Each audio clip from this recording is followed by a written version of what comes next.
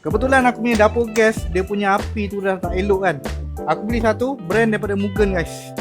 Yang penting sekali bila korang beli, korang kena ada dia punya hose dengan regulator lah, sebab tak disertakan sekali tau. Kita akan unboxing, kita akan buat pemasangan dia punya ni sebenarnya ni warna chrome tau. Dia ada stiker ni, kita akan buka ni stiker ni. Untuk dia punya material ni stainless steel, jadi dia tidak akan berkarat lah. Bila dapur gas dah berkilat macam ni, baru ada semangat sikit nak masak. Okey, dia ada bagi dia punya ni, tungku dia ni. 1, 2. Untuk dia punya ni, tungku tengah ni material jenis brass Okey, dia punya tapak ni kita dah pasang untuk nombor 4 dia. Korang tengok stainless steel. Yang penting sekali ni, dia ada sirip guys. Gunakan tanpa rasa ragu-ragu. Okey, kita dah siap pasang. Kita akan cuba tengok api dia. Bismillah. Okey, api cantik guys. Color biru. Ni adalah ciri-ciri kualiti api yang cantik Dia color biru.